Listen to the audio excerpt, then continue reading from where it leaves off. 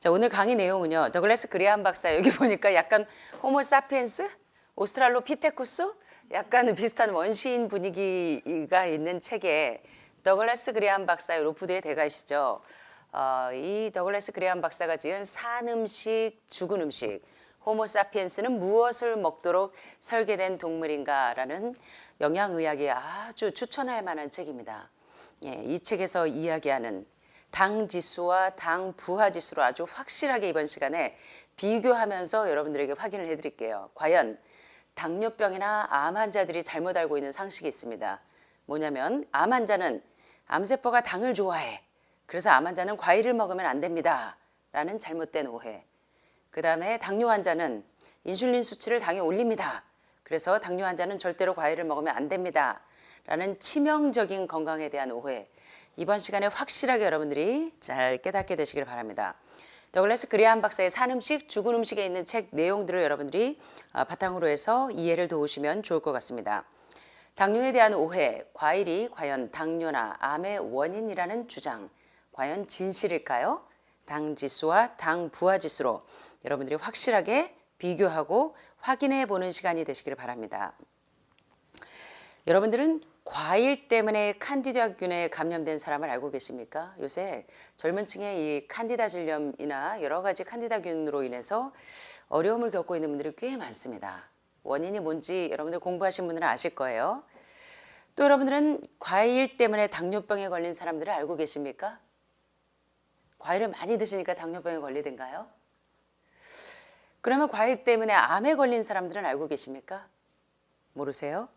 자, An apple a day keep the doctor away. 이 유명한 얘기가 있습니다. 아침에 사과 한 알이면 의사가 필요 없어요 라는 이 격언이 있습니다.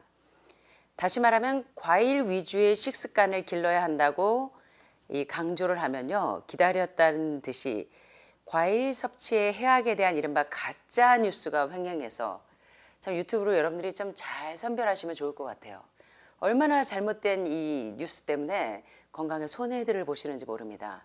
그래서 이런 것들을 잘 분별할 수 있는 분별력이 있으시면 참 좋을 것 같습니다. 자, 과일이 칸디다증이나 당뇨병이나 암의 원인이라는 주장이 과연 진실일까요?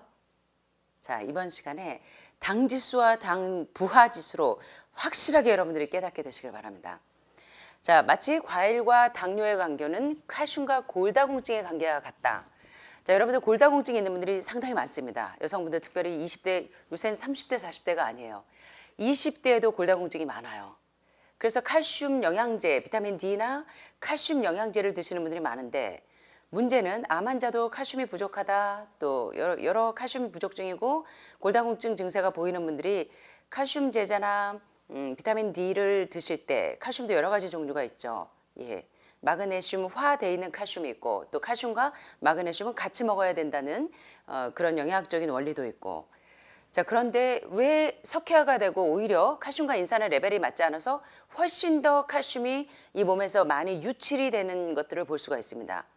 여러분들이 검사하실 때 보면 칼슘이 계속 많이 빠져나가는 것들을 많이 보실 거예요. 네, 가장 중요한 미네랄 중에 하나인 여러분들의 뼈의 프레임에 축대를 만드는 자 그러면 많은 사람들은 골다공증이다 하면 뭐부터 생각하냐면 나 오늘 병원에서 나가자마자 칼슘 제제 사서 먹어야 되겠다라고 생각하십니다. 어떠세요? 그렇게 생각하세요? 대부분은 그렇게 생각하실 거예요. 나 골다공증이다. 그러면 칼슘부터 그래서 오늘부터 메르치도 사고 우유도 사고 해서 이제 뼈밑으로 올려야 되라고 생각을 하세요. 이 관계와 당뇨와 과일의 관계가 같다는 것입니다. 당뇨 환자는 과일 먹으면 안 된다고 생각해요. 근데 오히려 당뇨는 과일 부족증이라고 이야기합니다. 자, 그래서 이번 시간에 한번 보세요. 골다공증은 칼슘이 부족해서 생기는 병이 아니라 원인을 아셔야 됩니다. 10% 이상의 고농도 단백질을, 고단백질을 섭취할 때 뼈에서 칼슘을 빼내갑니다. 여러분의 소변에 있는 요산을 해독하기 위해서, 요산 수치를 내리기 위해서 여러분 뼈에서 칼슘을 빼와요. 그래서 칼슘이 부족해서 생긴 게 아니라 단백질이 과잉이 되면 골다공증이 생깁니다. 분명히 이해가 되십니까? 그래서 여러분들이 골다공증이 있을 때 음식이나 영양제로 그래서 메리치도 사시고 우유도 사시고 비타민 D도 사시고 칼슘 제제도 사는데 오히려 칼슘을 추가 섭취하신다고 해서 뼈 밀도가 좋아지거나 칼슘이 유출되지 않는 게 아니더라는 것입니다. 뼈가 튼튼해지지 않는다는 말이에요. 원인은 뭐냐면 여러분들이 고기나 생선, 계란, 우유와 같은 동물성 단백질, 과잉 단백질을 섭취하게 되면 그 단백질이 소화되고 배설되는 과정에서 여러분 뼈에 있는 이 칼슘을 요산을 녹여내기 위해서 사용하기 때문에 뼈가 점점 약해지고 칼슘은 점점 유출된다는 것입니다. 이제 올바른 이 원인을 아시겠습니까? 그래서 이제 이 영양의학에 대해서 전혀 모르시는 거예요. 골다공증이 있는데 칼슘 제제를 먹어야 된다는 것은 다시 공부하셔야 되는 겁니다. 자, 따라서 골다공증이 있을 때는 과잉 단백질을 제한하는 것이 원인을 치우는 것이지 칼슘 제제를 먹는 것은 그 원인을 치우는 것이 아니라는 것입니다. 그래서 골다공증 예방과 치료에 중요한 것은 과잉 단백질을 제한하는 것이 답입니다. 자, 육식 동물은 먹이의 요산을 소화시키기 위해서 요산분해 효소를 분비합니다. 동물들은 있어요. 그러나 우리 인간은 요산분해 효소를 분비하지 못하기 때문에 알카리성 무기질인 몸 안에 칼슘을 뼈에서 빼내서 육류의 산을 중화시켜서 소화시킬 수밖에 없어요. 그래서 여러분들이 고기 좋아하시고 생선 좋아하시는 분들 보면 여러분들 소변에 뇨산, 소변 요자 거기에 산이 많이 축적이 돼서 요산 수치가 높아지고 빌리루빈 수치가 높아지고 단백뇨로 다 영양분이 빠져나가는 이유는 뭐냐면 과잉 단백질이 원인이라는 것입니다. 당뇨의 원인, 암의 원인이 똑같아요. 과잉 단백질이 범인이라는 것입니다. 따라서 우리 뼈 속에 있는 칼슘을 꺼내서 육류의 산을 중화시켜야 요산 수치가 높아지지 않겠죠. 그래서 골다공증이나 통풍, 관절염, 류마티즘 원인은 다 뭐냐면 과도한 육류 섭취로 인해서 걸리는 병이라는 것을 여러분들이 올바로 이해하셔야 된다는 겁니다. 이거 굉장히 중요한 내용인데 여러분 이거 다 아셨어요? 다 모르셨죠? 예. 이렇게 중요한 사실을 깨달으셨는데 멀뚱하시네. 아하 이렇게 돼야 되는데 결론적으로 많은 의료인들도 이 사실을 모르는 분들이 많이 있습니다. 정말 안타까워요. 그래서 영양의학에 대해서 공부를 좀 하셔야 됩니다. 왜? You are what? You eat. 당신이 먹은 음식이 현재의 당신을 만들었기 때문에 결론적으로 칼슘 부족이 골다공증의 직접적인 원인이 아니라 골다공증의 직접적인 원인은 뭐다? 단백질 과잉이다. 10% 이상의 과잉 단백질이 여러분 뼈에서 칼슘을 빼내기 때문에 계속적으로 여러분이 칼슘이 유출되는 것입니다. 이와 같은 논리가 바로 과일과 당뇨 그리고 과일과 암과의 관계에 적용돼야 된다는 거예요. 자, 이제부터 오해를 이제 좀 벗어보겠습니다. 여러분 이 당 지수와 당 부하 지수에 대해서 요새 이제 당 부하 지수에 대한 인식들이 높아져요. 그래서 옛날에는 당 지수만 높으면 당 지수 높은 음식은 절대로 먹으면 안 돼라고 생각하지만 이제는 여러분들이 한 단계 더 깨달았어요. 그게 아니구나. 당 부하 지수가 중요한 거구나라는 거 정도는 여러분들이 아실 거예요. 그래서 제가 당뇨가 있으시다 그러면 당 수치가 얼마나 돼요? 그러면 물어보시면 옛날 같으면 당 수치를 말씀하시는데 요새는 당 부하 지수를 말씀하세요. 자, 이게 무슨 뜻인지 한번 볼까요? 당 지수, 글라이세믹 인덱스는 뭐냐면 탄수화물이 우리가 음식물을 먹으면 소화 과정에서 분해되는 속도 그리고 그 속에 탄수화물에 함유되어 있는 당분이 혈액 속으로 들어가는 속도 다시 말하면 탄수화물의 질을 의미하는 것이 당 지수입니다. 자, 제가 반복해서 말씀드릴 거예요. 그런데 당 부하 지수는 뭐냐면 탄수화물이 얼마나 그 음식에 포함되어 있는지 1인분의 양을 설명하는 것이 당 부하 지수입니다. 당 지수는 어떤 식품에 탄수화물이 얼마나 포함되어 있는지는 알려주지 않아요. 예. 다시 말하면 기본적으로 이 당 지수는 탄수화물이 얼마나 빨리 2시간 뒤에 몇 시 정상이다? 뭐 1시간 뒤에 공복 시 몇 시 정상이다? 아시죠? 음식물을 먹고 나면 2시간 뒤에 탄수화물이 얼마나 빨리 혈당으로 변하는지 알려주는 지표는 당 지수예요. GI 지수라고 합니다. 일명. 그런데 당 부하 지수를 당 지수와 함께 사용하면 당 지수만 분석할 때보다 훨씬 더 정확해요. 어떤 식품이 혈당을 얼마나 상승시킬지 예측할 수가 있습니다. 왜냐하면 당 지수는 탄수화물의 양이 아닌 질만을 측정하는 게 당 지수라면 탄수화물의 질만 측정한다면 당 부하 지수는 탄수화물의 양을 측정합니다. 자, 그러면 더 깊은 이해를 돕기 위해서 오늘 이거를 똑바로 알아주셔야 돼요. 암이요. 대개 고혈압, 고혈당, 고지혈증이 기본입니다. 거기에서부터 만성질환을 불러일으켜요. 시작입니다. 여기서부터. 그래서 제가 고혈압, 고지혈증 수치가 있는 분들은 지금 안심하실 때가 아니라는 겁니다. 약으로 억제시켜 놓는다고 해서 그게 안전한 상태가 아니라는 것입니다. 터지게 되어 있죠. 당 부하지수는 식품의 혈당지수를 식품 1인분에 포함된 탄수화물의 양을 이야기합니다. 그래서 식이섬유를 뺀 탄수화물의 양으로 곱한 다음에 다시 100으로 나눠 계산해요. 도표로 만들자면 GL지수, 당부하지수는 뭐냐면 당지수 곱하기 탄수화물의 양을 100으로 100분율한 겁니다. 요게 당부하지수예요. 자, 다시 정리할게요. 당지수와 당부하지수는 뭐냐면 당지수는 같은 양의 탄수화물을 섭취한 다음에 혈당 반응을 비교한 값이 당지수라면 당부하지수는 1회 분량을 거기에 1회 분량을 기준으로 혈당 반응을 비교한 것이 당부하지수입니다. 자, 그렇다면 여러분이 당 수치를 책정할 때 어떤 게 훨씬 더 정확할까요? 당부하지수가 더 관건이 되겠죠. 자, 각 식품마다 1회 분량에 함유된 당질의 함량이 다르기 때문에 여러분들이 실제 생활에 적용할 때는 당지수보다는 당부하지수를 많이 고려하셔야 된다는 거예요. 그래서 이거 당지수 높아서 이 음식 먹으면 안 돼? 자, 제가 이제 도표로 쫙 나옵니다. 한번 확인해 보세요. 그래서 당지수 일명 GI지수와 당부하지수 GL지수에 대한 오해를 이번 시간에 다 벗으셔야 됩니다. 당지수는 뭐냐면 해당 음식에 함유되어 있는 당질 50g을 섭취했을 때 2시간 동안 상승하는 혈당을 숫자로 나타낸 지수가 당지수입니다. 제가 여러 번 지금 반복해서 알려드리는 거예요. 당부하지수는 해당 음식의 당지수의 1인분 섭취 조건을 고려해서 반영한 지수가 당부하지수입니다. 이해되십니까? 제가 말이 좀 오토바이를 달았기 때문에 천천히 반복을 해드리겠습니다. 이거에 대한 오해가 벗겨지지 않으면 당뇨 못 고칩니다. 암 못 고치십니다. 분명하게 이해하셔야 돼요. 어제 배우셨던 것처럼 암 환자가 가장 많이 고려해야 될 거는 제1차 항암, 제100차 항암까지 뭘로 하는 게 가장 좋다고요? 완전 음식인 과일이 가장 좋다는 거 배우셨습니다. 당뇨 환자에게도 마찬가지입니다. 왜냐하면 당뇨와 암의 둘 다 범인은 누구이기 때문에? 지방이기 때문에. 자, 보세요. 이제 당지수와 당부하지수의 수치를 좀 볼 때 어떤 음식들이 적용되는지 보세요. 자, 55 이하면 당지수가 낮은 거고 70 이상이면 높은 겁니다. 자, 새빨간 거는 다 위험하다고 생각하시면 돼요. 얼핏 보이시죠? 빨간색.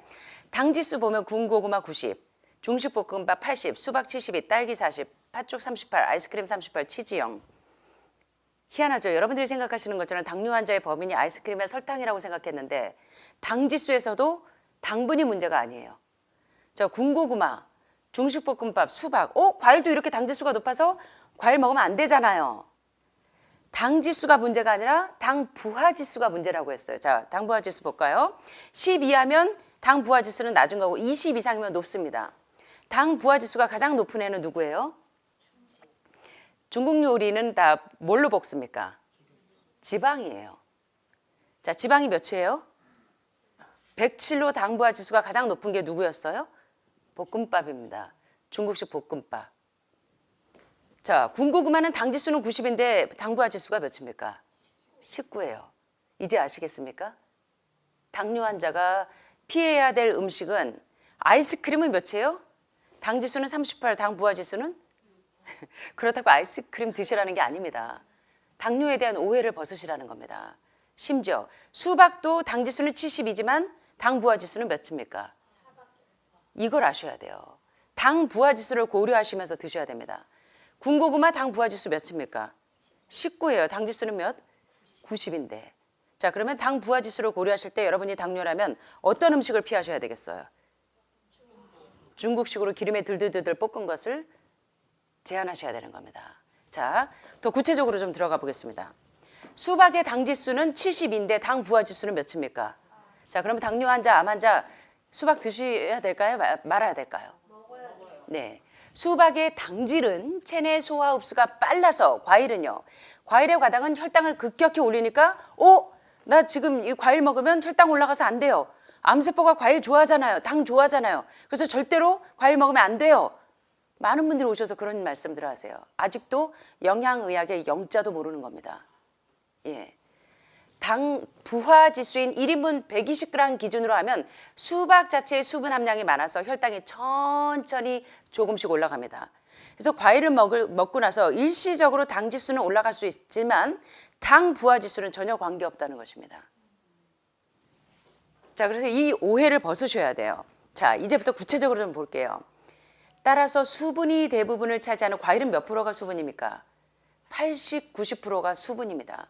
여러분의 몸에요. 암은요. 세포의 탈수에서부터 옵니다. 모리스타 게이츠 박사가 이야기한 것처럼 산성 체질에 수분이 부족하면 암이 시작된다. pH가 산성일 때 거기에서 산소가 부족해도 암이 시작된다. 그래서 세포에 산소가 부족하고 수분이 부족하면 세포에 탈수 현상이 오고 현기성 호흡 상태에서 암이 시작되어지는 겁니다. 산소가 없는 환경에서. 이걸 아셔야 돼요. 자, 그러면 여러분들이 과일을 씻거나 그릇을 씻을 때 뭘로 씻으세요? 뭘로 씻으세요? 뭘로 씻어요? 몸 뭘로 씻어요? 물로 씻죠. 물로 안 씻으니까 여러분 혈관이 다 덕지. 예, 혈전 현상이 심한 겁니다. 이해되십니까? 근데 여러분 하루에 물은 안 드시는데 국은 잘 드시잖아요. 예, 음료수도 잘 드셔. 우유도 잘 드셔. 알고 봤더니 여러분의 혈액을 깨끗하게 청소하는 물을 안 드셔. 예, 이해되시죠? 유방암. 왜 탈수 현상에서부터 유방암이 시작됩니다. 예. 자, 그래서 여기서 보는 것처럼 수분이 대부분을 차지하는 과일은 당 지수는 높아도 당 부화 지수는 요거를 잊지 마세요. 당 지수 높은 거에 여러분들이 그 트릭에 걸려 넘어지시면 안 돼요. 당 부화 지수로 여러분들이 계산을 하셔야 됩니다. 그렇다면 바나나는 혈당 지수가 50입니다. 당 지수가. 당 부화 지수는 12예요. 대부분의 과일은 당 지수, 당 부화 지수표에서 중간 이하입니다. 자, 그러면 당뇨 환자, 암 환자 과일 드셔야 돼요? 안 드셔야 돼요? 이걸 안 하니까 혈액이 맑아지지 않으니까 육체의 생명은 어디에 있습니다? 피에 있습니다. 예. 그래서 모든 암 환자, 고혈압, 고혈당, 고지혈증 환자 어디서부터 시작해야 돼요? 혈액과 혈관을 정화시키는 것부터 시작하는 겁니다. 그게 해독이에요, 여러분. 디톡스, 캔서, 디톡스 is the answer 할 때 뭘 디톡스 해야 되냐면 혈액과 혈관을 디톡스하는 것부터 장기까지 들어가시는 겁니다. 5단계 해독이. 이해되십니까? 아직 시작도 못하신 분들이 많다는 거예요. 헛다리 짚고 계시는 분들이 너무 많아요. 자, 오늘 맥을 잡으셔야 됩니다. 맥을. 자, 그래서 음식 섭취가 얼마나 중요한지 가지야마 시조 박사가 무엇을 먹는 것도 중요하지만 어떻게 먹을 것인가는 더더욱이 중요하다. 이해되십니까? 이제 좋은 음식 올바른 식사법에서 동물성 단백질과 동물성 지방, 다시 말하면 고기, 생선, 우유, 계란 가운데 있는 IGF-1, 인슐린 그로스 팩터 1이라고 하는 인슐린 유사 성장 인자 1이 암의 스위치를 껐다 켰다 하는 주범이라면 생선 속에 많은 메띠오닌도 암의 스위치를 켰다 껐다 하는 주범이라면 반대로 동물성 포화지방 대신에 똑같은 지방인데 동물에 있는 지방과 과일과 채소에 있는 필수 지방산인 오메가3와 6의 비율이 1대1에서 1대4 이하이면 오히려 여러분의 혈중 CRP 수치, 염증 수치는 줄어든다는 거예요. 이 원리를 이해하셔야 여러분이 병을 고치실 수 있습니다. 자, 그리고 가지야마 시지오 박사가 얘기한 것처럼 평생 당뇨 환자만 케어하셨는데 이걸로 잡힌 거예요. 뭘로? 무엇을 먹을 것인가도 중요하지만 어떻게 먹을 것인가는 더더욱이 중요하다. 여기서 어떻게는 뭐냐면 음식물 먹는 순서를 어떻게 먹을 것인가. 여러분들이 한국이고 미국이고 일본이고 다 어떻게 먹냐면 밥 한 숟갈, 반찬 한 숟갈입니다. 이것 때문에 인슐린 저항성이 유발이 돼요. 자, 그래서 음식물 섭취하는 올바른 순서는 가지야마 시지오 박사의 이 법에 의하면 채소 1번, 단백질 2번, 탄수화물 3번입니다. 그러니까 밥 한 숟갈, 반찬 한 숟갈이 아니에요. 뭐가 1번이에요? 샐러드가 1번입니다. 그런데 한 가지 주의할 것은 가자마 시조 박사가 다 좋았어요. 채소 1번, 단백질 2번, 탄수화물 3번. 맞습니다. 그렇게 하면 인슐린 저항성이 없어져요. 그래서 당뇨 환자가 인슐린 수치나 당 수치가 올라가지 않아요. 그런데 문제는 마지막에 과일을 맨 마지막으로 돌려놓으셨어요. 요거는 조금 주의하셔야 됩니다. 다 좋은데 과일은 자 여기 이제 많은 영양의학자들이 설명하는 것처럼 과일은 어저께 어떻게 드신다? 식사 맨 뒤에 드신다? 맨 처음이나 단독으로 드신다. 다른 과일과 섞지 않는다. 특별히 단 과일과 신과일 섞지 않는다. 가스가 차고 화학작용이 일어난다. 이해되십니까? 자, 그래서 음식 섭취 순서가 얼마나 중요한지 혈당과 인슐린 수치에 미치는 영향을 보면 탄수화물을 먼저 먹었을 때 여기서 말하는 것은 천연 탄수화물이 아니라 복합 탄수화물. 일반적으로 여러분들이 탄수화물 하면 밥이나 뭐 감자, 고구마라고 생각하시는 전분기가 많은 복합 탄수화물을 의미합니다. 복합 탄수화물을 먼저 먹었을 때와 채소를 먼저 먹었을 때 혈당과 혈중 인슐린 수치가 어떤지 비교해 보세요. 어떠세요? 탄수화물을 먹었더니 식후 1시간 뒤에 혈당은 199였는데 채소를 먼저 먹었을 때 혈당은 식후 1시간 뒤에 125입니다. 현저하게 차이가 나죠? 자, 탄수화물 먼저 먹었을 때 식후 2시간에 혈당은 169였는데 채소를 먼저 먹고 2시간 뒤에 재보니까 140입니다. 아시겠습니까? 인슐린 저항성이 얼마나 차이가 나는지. 자, 그러면 혈중 인슐린 수치를 보겠습니다. 탄수화물을 먼저 먹었을 때 식후 1시간 뒤에는 125인데 채소 먼저 먹었을 때는 절반입니다. 63점이에요. 자, 그 다음에 탄수화물을 먼저 먹었을 때 혈중 인슐린 수치가 식후 2시간 뒤엔 152였는데 채소 먼저 먹었을 때 몇입니까? 그래서 당뇨병으로 시작된 모든 암들 다 지금 이걸 깨달으셔야 돼요. 무엇을 먹을 것인가? 중요하지만 어떻게 어떤 순서로 먹을 것인가는 더더욱이 중요한 겁니다. 이제 여러분들은 밥 한 숟갈 먹고 반찬 한 숟갈 먹고 밥 한 숟갈 먹고 반찬 한 숟갈 먹고가 아니라는 것입니다. 자, 그러면 뭐부터 드시는 게 좋다고요? 1번 과채부터 드시고 2번 3번 요렇게 그래서 탄수화물을 먼저 먹고 반찬을 먹으면 혈당이 쉽게 올라갑니다. 근데 여러분 주변에 100명 중에 거의 99.9명은 다 어떻게 먹고 있어요? 밥 한 숟갈 먹고 반찬 한 숟갈 먹고 밥 한 숟갈 먹고 반찬 한 숟갈 먹고 이게 치명적으로 남자 3명 중에 하나 여자 2명 중에 하나가 이 만성병에 걸리고 암에 노출되는 이유가 바로 이 어떻게 먹을 것인가를 몰라서 질병에 노출된다는 것입니다. 이해되십니까? 자, 그래서 먹는 음식 순서를 보시면 자, 요걸로 비교를 해드릴게요. 자, 샐러드, 오믈렛, 소세지, 빵이 있습니다. 자, 여기서 여러분 1번 뭐부터 드실래요? 샐러드. 2번 헷갈리시죠? 오믈렛도 단백질, 얘도 단백질. 예, 근데 여기는 이제 그 채소 뭐 이런 것들이 들어간 걸로 가미하신다면 완전 단백질은 골로 가서 오믈렛 다음에 소세지. 맨 마지막에 뭐?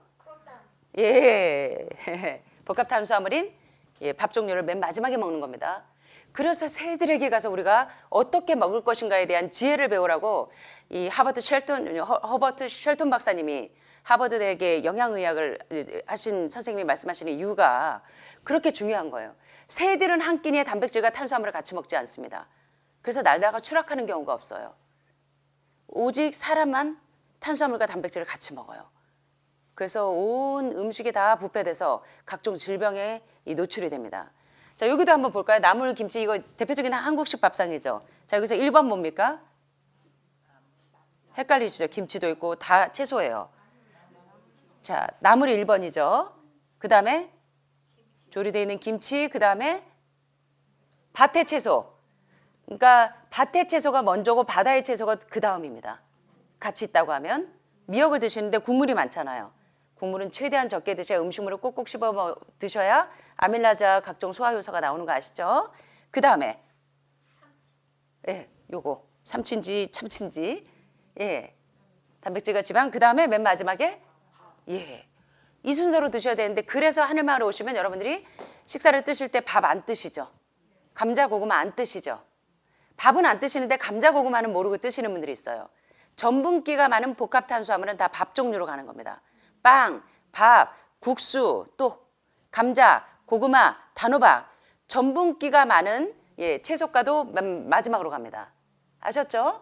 그래서 요런 순서로 나물, 김치, 미역, 삼치, 밥 요런 순서로 드시는 겁니다. 자, 또 볼까요?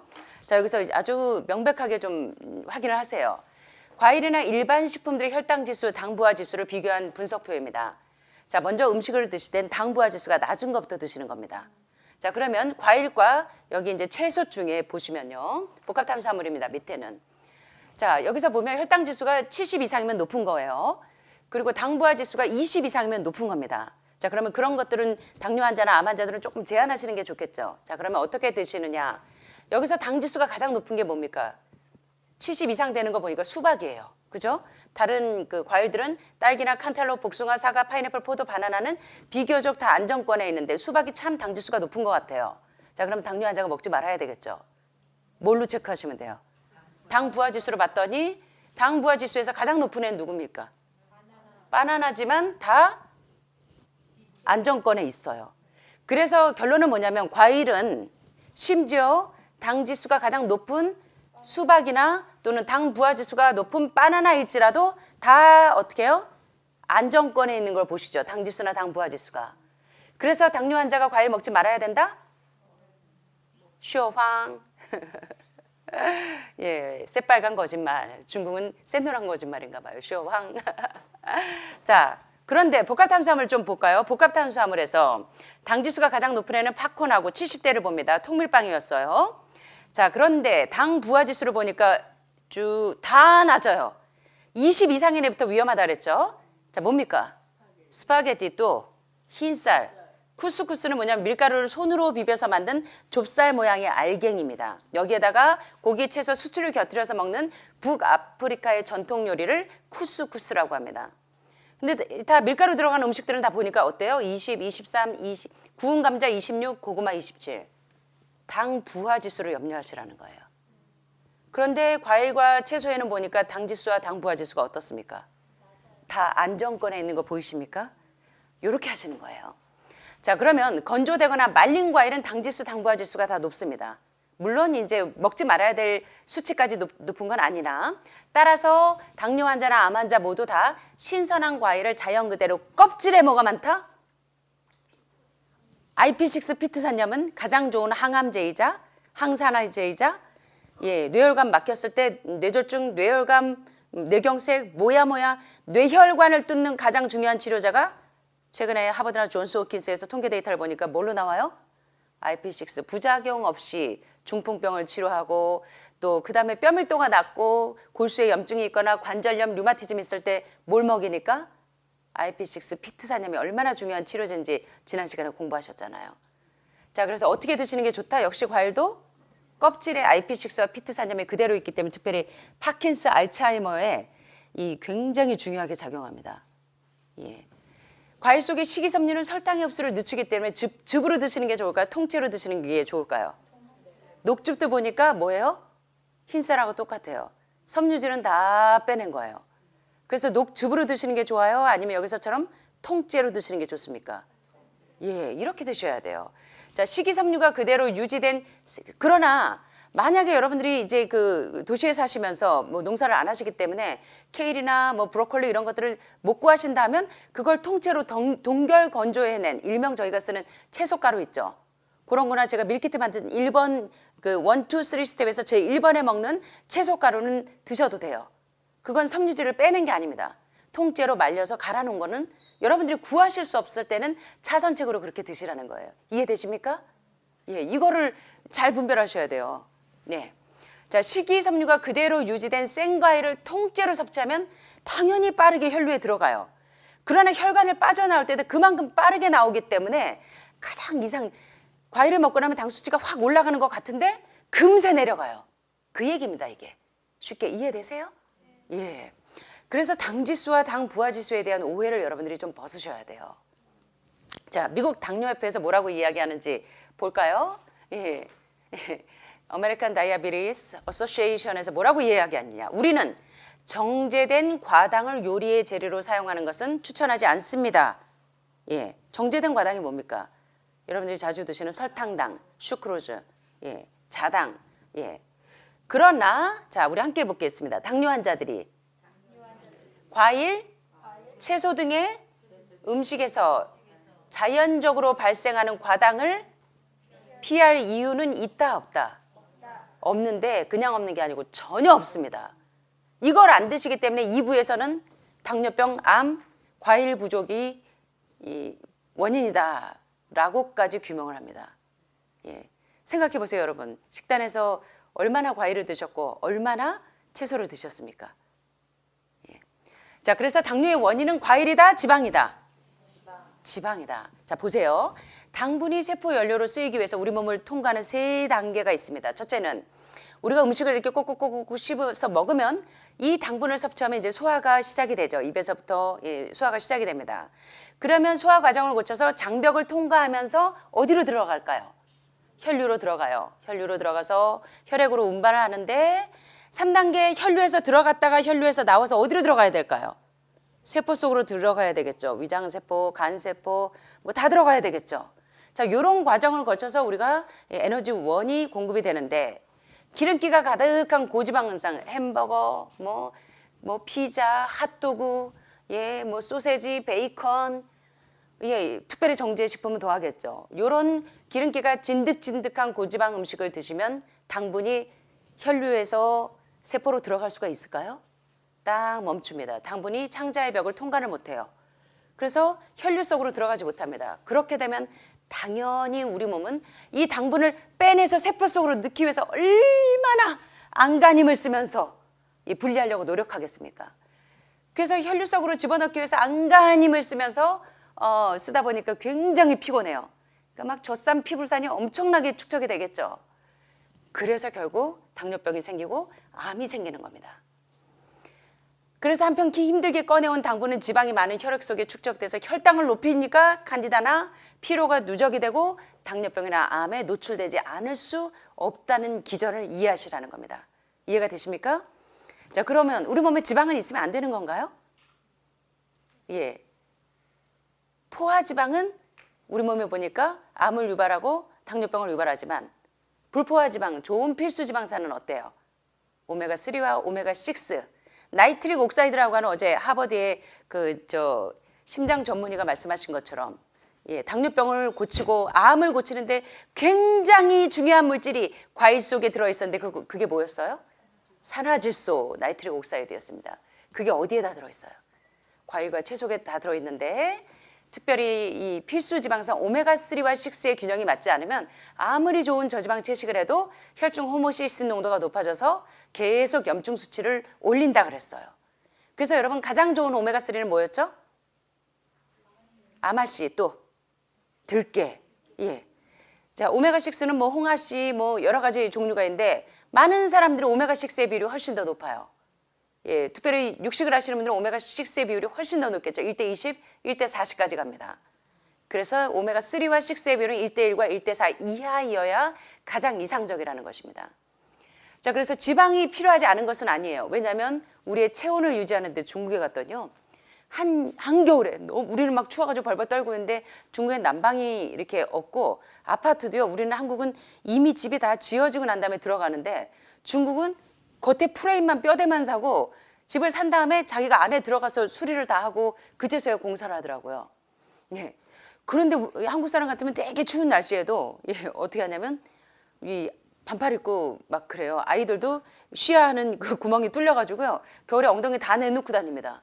그래서 처음에 제가 적응이 안 돼가지고 이 한국에 있는 저 친구들한테 애기 옷을 선물했는데 얘 이거 뭐니 천이 모자랐니? 이러면서 전화가 왔어요. 보니까 엉덩이가 빵 뚫렸어. 기저귀가 필요 없이 그냥 이렇게 그냥 해도 되게 보니까 체온이 높아요. 뭔가 보니까 중국 분들이 기름을 많이 먹어요. 예, 기름도 많이 먹는 대신 녹차나 뭐 이런 그 무슨 차죠? 그 보이차 같은 걸로 이 기름기를 쫙쫙 빼내기는 하지만 더 좋은 거는 기름도 기름이지만 중국 분들이 견과류를 되게 많이 먹더라고요. 예, 그래서 해바라기씨, 예, 뭐 호박씨, 견과류를 굉장히 좋아하세요. 그래서 한겨울에 특별히요, 이 선물할 때 보니까 명절에 견과류 선물을 많이 하더라고요. 그래서 견과류를 많이 먹으니까 몸에 열이 나. 이게 좋은 필수 오메가3 지방이잖아요. 그래서 체온을 유지하는 데 지방이 필요합니다.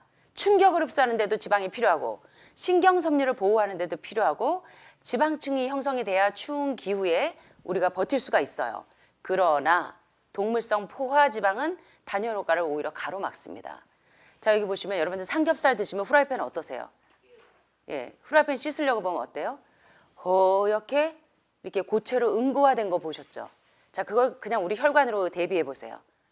여러분들 삼겹살 드시면 여러분의 혈액이 어떻게 되겠습니까? 이게 동맥경화입니다. 이해되시죠 이제? 그래서 섬유질이 필요한 겁니다. 섬유질이 어떻게 해요? 녹여내고 씻어내요. 수세미입니다. 이해되시겠어요? 예, 여러분의 혈관을 씻어내는 수세미예요. 그래서 프라이팬에 묻은 기름은 화학 합성제가 아니면 제거하기 힘든 이유와 같다. 그래서 킴 윌리엄스 박사의 세계적인 심장 전문의는 여러분 집에서 무엇을 없애세요? 프라이팬은 누구에게 주세요? 이해되시죠? 프라이팬을 없애라는 얘기는 다시 말하면 무슨 얘기입니까? 기름기로 여러분들이 음식을 요리하지 말라는 거예요. 기름에 볶고 지지고 볶고 지지고 볶고 지글지글 자글자글 하지 말라는 얘기입니다. 자, 그렇다면 자, 여기 보시는 것처럼 당뇨병의 원인이 보니까 혈액 속에 지방이 너무 많으면 당분이 혈류 밖으로 빠져나오지를 못해요. 결과적으로 소화하기 위해서 우리가 음식물을 먹으면 탄수화물이 당분이 돼서 소화기관에서 나와서 혈액으로 들어가야 세포 속으로 나올 수가 있는데 지방이 덕지덕지 껴서 세포 속으로 들어가기 위해서 띵동 띵동 하고 초인종 리세타를 눌러야 되는데 초인종 립사타에 기름이 잔뜩 껴있어. 삼겹살 기름, 돼지고기 기름, 라드 기름이 덕지덕지 껴있으니까 띵동 띵동 하고 눌렀는데 디디디디디 두두두두두 해서 띵동으로 인식을 못하니까 안에서 문을 안 여는 거예요. 초인종 리세타가 망가져서. 이해되십니까? 뭐 때문에? 여러분들이 즐겨 드시던 소고기, 돼지고기, 예, 닭고기. 저 고기 안 먹어요. 오리고기만 먹어요. 하시면서 오리발렴이시는 오리고기. 이게 다 뭐가 원인이다? 지방이 범인이다. 그래서 연료가 안 되는 거예요. 예, 그래서 당뇨 환자분들이 자꾸 면역력이 떨어지고 암 환자들이 면역력이 떨어지고 모든 만성 질환을 일으키는 가장 큰 주범이 바로 고혈압, 고혈당, 고지혈증이에요. 그래서 상고병 사인이 있으면 여러분은 식음을 전폐하고 다시 건강식으로 빨리 돌아가셔야 돼요. 이해되십니까?